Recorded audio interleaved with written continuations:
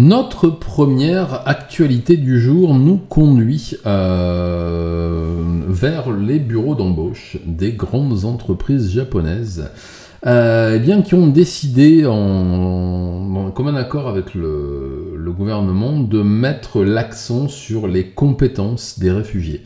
Alors, je sais, je vous en parle souvent, mais il y a depuis quelques temps, et depuis la loi et la réforme de la loi sur l'immigration au Japon, bien un afflux de réfugiés, surtout des pays du Proche et du Moyen-Orient et d'Asie.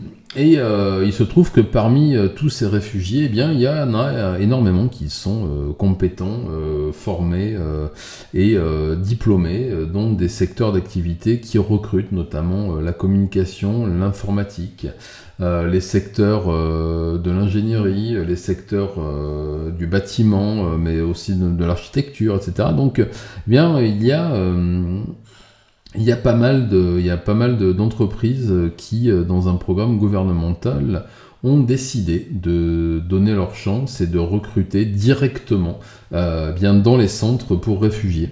J'ai préparé l'article que je vais vous lire, on le commentera au fur et à mesure. Cette année, le nombre de réfugiés et de personnes déplacées en raison de conflits et de persécutions atteint environ 120 millions dans le monde. Voilà, c'est un petit... pour vous dire un peu l'importance des mouvements et pourquoi le Japon, dans le concert des nations, a décidé d'en prendre sa part aussi. Bien que le Japon fût réticent à accueillir des réfugiés, des efforts sont en cours pour se concentrer sur leurs compétences et leur accueil, leur offrir des opportunités d'éducation et de soutien et d'utiliser leurs capacités en tant que travailleurs hautement qualifiés. Là, on a pris l'exemple du monsieur que vous voyez sur la photo, qui est ici. Voilà, qui est monsieur Iskandar Salama, qui est un ressortissant syrien qui a fui son pays après le déclenchement de la guerre civile et qui travaille désormais comme directeur technique chez Bonzutner Inc. C'est une société de développement de systèmes basée à Tokyo. Ils sont quelques milliers dans son cas à attendre, vous le savez, des régularisations. Le problème qui vient en premier lorsque cette mesure et ce plan a été mis en place, c'est la pratique de la langue, puisque les déplacés qui arrivent au Japon ne parlent pas japonais, certains parlent anglais, mais pas tous. Et donc il y a une énorme recherche à l'heure actuelle dans des grosses entreprises comme Bonzutner et d'autres. Je sais que chez Fujitsu, ils en ont recruté une vingtaine, et bien de personnes bilingues, donc japonais arabe, japonais farsi, japonais pakistanais, japonais indien, etc., pour pouvoir servir d'interprète et ensuite orienter les déplacés vers des cours de langue, etc. Enfin voilà, c'est un programme qui est financé auprès du gouvernement japonais par le HCR, donc c'est le Haut Commissariat des Nations Unies pour les réfugiés, qui a donné plus de 6 milliards de dollars au gouvernement japonais pour qu'il prenne en charge une grande partie des réfugiés qui arrivent au Japon. Pour reprendre l'exemple de cet homme, de monsieur Iskandar Salama, donc il a commencé ses études à l'université de Damas, il a dû fuir son pays à cause de la guerre, il est parti au Liban, il a été expulsé, il a dû traverser pas mal de pays et il s'est retrouvé dans un camp de réfugiés tenu par les Américains, dans lequel il a entendu parler de l'agence de coopération internationale japonaise qui travaille avec le HCR et qui justement va voir un peu dans les camps de réfugiés qui a quelles compétences et avec des quotas, c'est-à-dire que les gens de la JICA, donc l'agence japonaise coopération internationale, vont faire leurs courses tout simplement dans les camps de réfugiés aux quatre coins de la planète, qui, comme vous le savez, est carré. Plate bien sûr, et tout ça a commencé comme ça. Alors c'était vraiment très réduit à l'époque, hein. Il y avait entre 120 et 200 personnes par an qui étaient recrutées comme ça dans les camps de réfugiés qui venaient. Aujourd'hui, vu la situation et les 120 millions de personnes déplacées dans le monde à cause des conflits, le Japon, encore une fois, sous la pression plus ou moins appuyée des Nations Unies, a accepté de prendre sa part de réfugiés, et ça je vous en parle assez souvent, mais n'a pas encore légiféré quant à leur accueil. Faut savoir que l'accueil des réfugiés dans les secteurs en tension, hein, que ce soit aussi dans la main-d'œuvre, hein, eh bien, ça fait partie du plan que monsieur Abe avait commencé à mettre en place à l'époque de sa mandature, et que monsieur Kishida continue d'appliquer. Elle ne fait pas du tout l'unanimité. Les classes, là j'écoutais il y a quelques jours avec ma femme là, une émission sur NHK, oui c'est sur NHK, qui parlait justement de ce problème, et qui allait interroger un peu comme un Vincent Lapierre là dans la rue, des gens par rapport à leur appréhension du futur via l'immigration au Japon, qui est une réalité sur laquelle on ne pourra pas revenir en arrière pour des questions de main-d'œuvre, de vieillissement de la population et de natalité. Eh bien, ils se sont aperçus qu'effectivement, plus on est dans des catégories socio-professionnelles basses, ouvriers, artisans, employés, etc., plus les gens sont contre, parce qu'ils pensent très rapidement ah ouais, mais non, parce que notre culture, tout ça. Et puis plus on allait dans les catégories, je pense que c'est un peu pareil en Occident, plus on allait vers les cadres, les enseignants, les dirigeants, etc., et bien plus les gens disaient mais non, au contraire, c'est très bien, parce que sinon il n'y a plus d'enfants, la natalité, dénatalité, blablabla. Et c'est une réalité dont il faut tenir compte au quotidien. Et il y a énormément de chercheurs dans les universités. Alors il faut savoir que les universités, les facs de sociologie sont en train de fermer les unes après les autres, et sont remplacées par des équivalents. Il serait faux de dire que les facs de sociaux ferment totalement.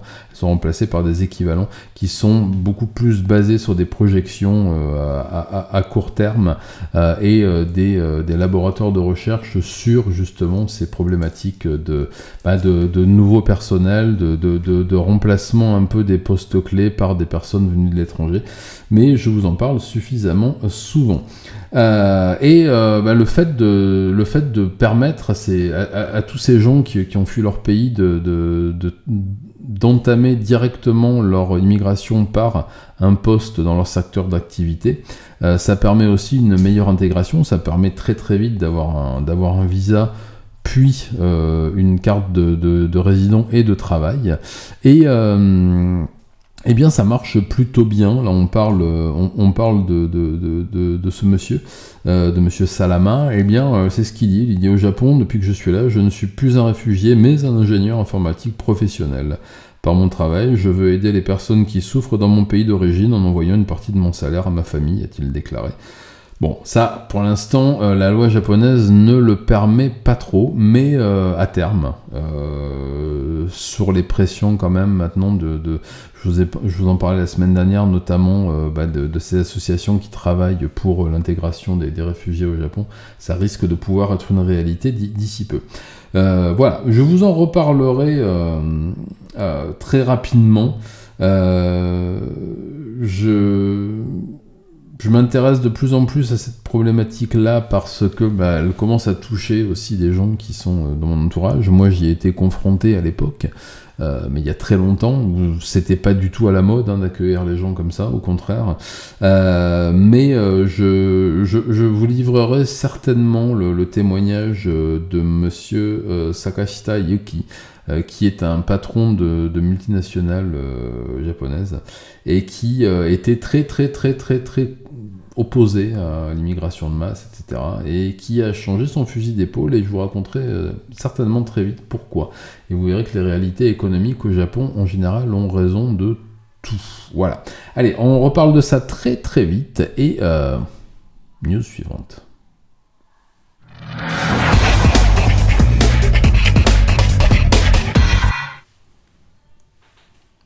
La nouvelle suivante nous conduit à Nagano, où la police de Tino, dans la préfecture de Nagano, justement, a arrêté un homme de 49 ans soupçonné d'avoir tué sa sœur de 42 ans en la poignardant à leur domicile ce dimanche, c'est-à-dire hier. La police a déclaré que M. Ito Masashi, un employé d'entreprise, un employé de commerce, on ne sait pas trouvé d'indication sur l'entreprise dans laquelle il travaillait, est accusé d'avoir poignardé sa sœur Minako au cou et dans d'autres parties du haut du corps à plusieurs reprises avec un couteau de cuisine vers 4 heures du matin dans sa chambre pendant qu'elle dormait au 2e étage. Le père de M. Ito, qui vit également dans la maison, a appelé la police après avoir trouvé le corps de sa fille au matin, ne la voyant pas descendre pour le petit déjeuner. Minako a été emmenée à l'hôpital où son décès a été confirmé vers 8 heures du matin.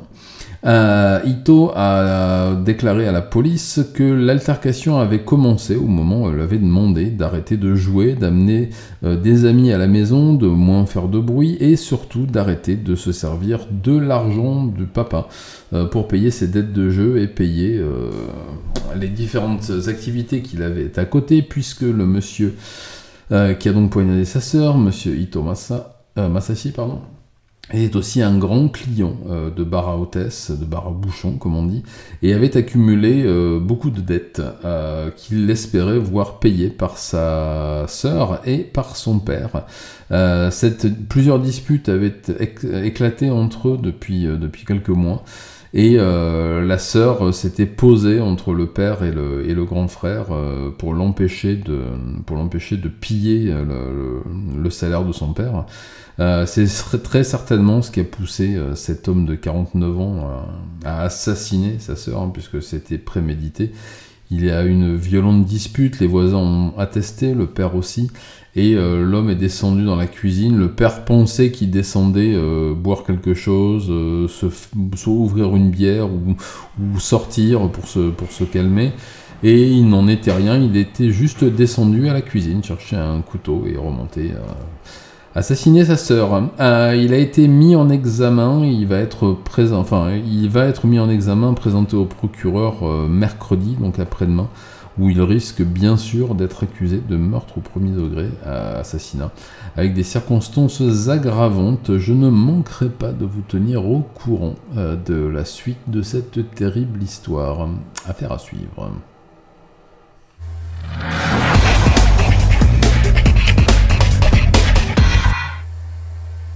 La nouvelle suivante nous conduit dans la préfecture de Nara, plus précisément dans la ville de Kashihara.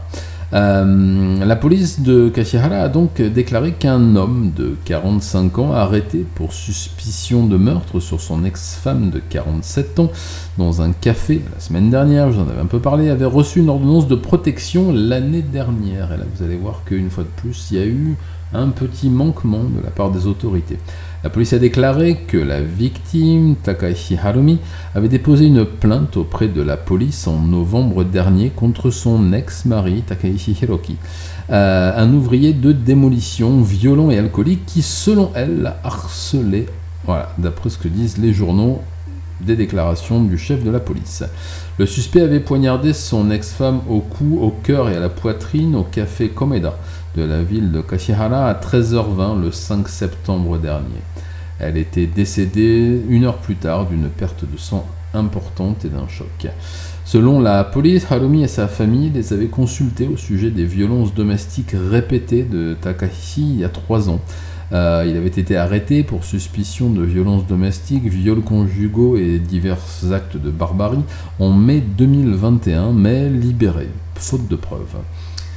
Après que Takahashi se soit présenté près du domicile de Harumi en novembre de l'année dernière pour la menacer avec un marteau et une petite faucille, voilà, le tribunal du district de Nara avait émis une ordonnance de protection de 6 mois à son encontre avec interdiction de l'approcher à moins de 5 km.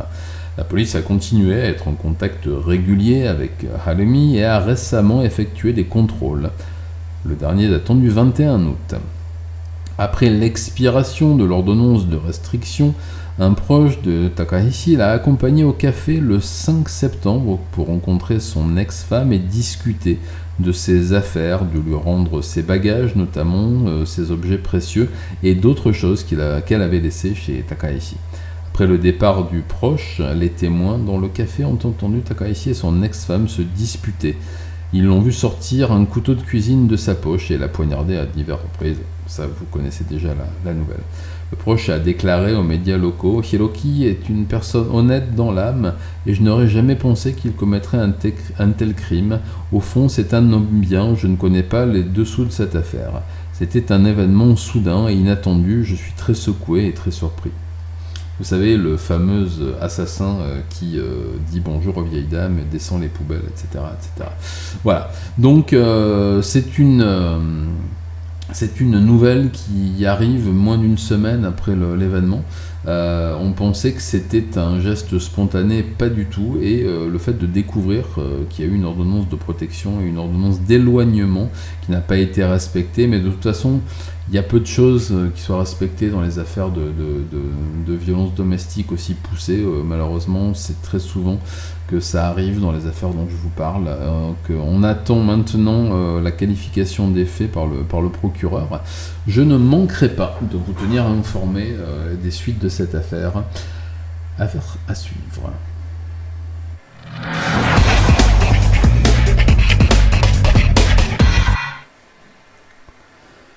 La dernière nouvelle du jour nous conduit dans le district de Saitama où le tribunal vient de condamner un homme de 30 ans à 17 ans de prison pour avoir tué une connaissance, un camarade, dans la ville de Misato, la préfecture de Saitama. Donc en août dernier, je vous en avais parlé. Lors du procès devant un juge non professionnel, c'était un jury populaire, Uchida Yosuke, un ouvrier du bâtiment, a été reconnu coupable d'avoir tué le cadre de son entreprise, M. Okawa Koichiro, 52 ans, en le poignardant à 17 reprises avec un couteau de cuisine, décidément on ne change pas d'outil, dans les locaux de l'entreprise dans la nuit du 29 août 2023.